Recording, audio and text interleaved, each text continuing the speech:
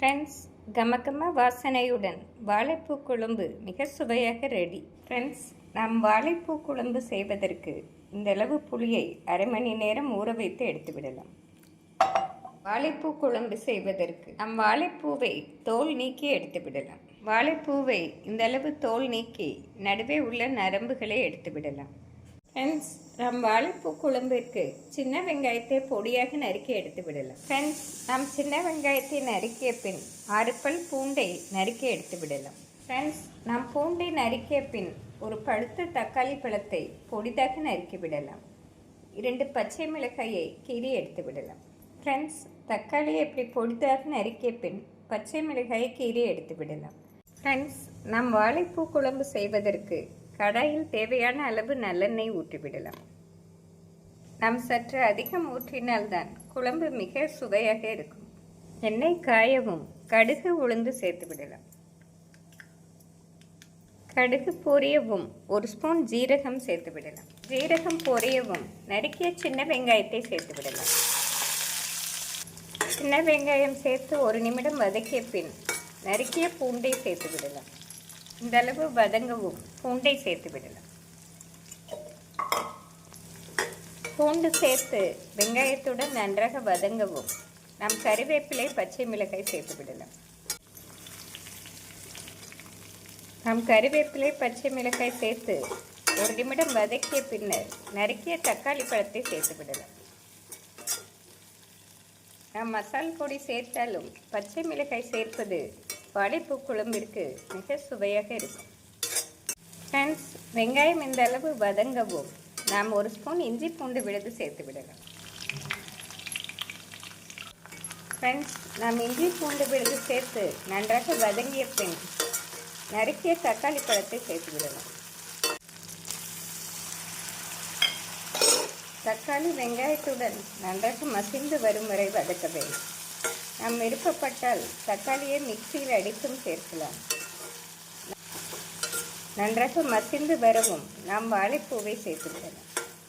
நாம் குழம்பில் சேர்ப்பதற்கு இந்த அளவு தேங்காயுடன் சிறிது முந்திரி பருப்பு, 1/2 ஸ்பூன் கசகசா நாம் ஃபைன் பேஸ்டாக அரைத்து விடலாம். ஃப்ரெண்ட்ஸ், இந்த அளவு நன்றாக அரைத்து எடுத்து விடலாம். ஃப்ரெண்ட்ஸ், தக்காளி நன்றாக வதங்கி வந்துவிட்டது. நாம் வாழைப்பூவை சேர்த்து விடலாம். நாம் வாழைப்பூவை சேர்த்து மீடியம் ஃப்ளேமில் 2 நிமிடம் வதக்க வேண்டும்.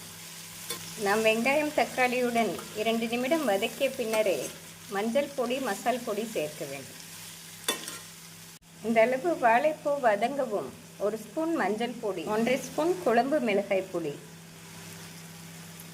நாம் மஞ்சள் பொடி மசால் பொடி சேர்த்து மீடியம் ஃப்ளேமில் 1 நிமிடம் வதக்க வேண்டும்.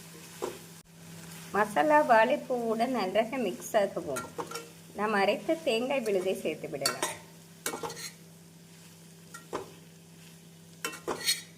ஃப்ரெண்ட்ஸ், இந்த அளவு மசாலாவுடன் வதங்கி வரவும் அரைத்த தேங்காயை சேர்த்து விடலாம். நாம் தேங்காய் விழுது சேர்த்து 1 முறை நன்றாக மிக்ஸ் செய்து பின் கரைத்து வைத்துள்ள புளி தண்ணீரை ஊற்றிவிடலாம். நாம் ஊற வைத்த புளியுடன் சிறிது தண்ணீர் சேர்த்து கரைத்து குழம்பில் சேர்த்து விடலாம். இந்த அளவு புளியை கரைத்து நாம் சேர்த்து விடலாம். நாம் புளி தண்ணீர் சேர்த்து ஒரு கொதி வரவும் இதனுடன் 1/2 டம்ளர் தண்ணீர் சேர்த்து விடலாம். ஃப்ரெண்ட்ஸ், குழம்பு இந்த அளவு கொதித்து வரும்போது சிறு துண்டு வெல்லம் சேர்த்து விடலாம். நாம் வெல்லம் சேர்ப்பதால் வாழைப்பூ குழம்பு மிக டேஸ்டியாக இருக்கும். நம் குழம்பிற்கு தேவையான கல்லுப்பு சேர்த்து விடலாம். நம் வாழைப்பூ குழம்பை மூடி போட்டு மீடியம் ஃப்ளேமில் 5 நிமிடம் வைத்து விடலாம். நாம் 5 நிமிடம் வைத்தோம் என்றால் எண்ணெய் பிரிந்து குழம்பு அருமையாக ரெடியாகிவிடும். ஃப்ரெண்ட்ஸ், குழம்பு அருமையாக ரெடியாகிவிட்டது. எண்ணெய் பிரிந்து வந்துவிட்டது. நாம் இறக்கி விடலாம். ஃப்ரெண்ட்ஸ், இந்த அளவு எண்ணெய் பிரிந்து வரவும் நாம் மல்லி இலை தூவி குழம்பை இறக்கி விடலாம். இந்த அளவு பதமாக இருந்தால்தான் நாம் சாதத்துடன் சாப்பிடும்போது மிக சுவையாக இருக்கும். நம் குழம்பை வேறு பாத்திரத்தில் மாற்றிவிடலாம்.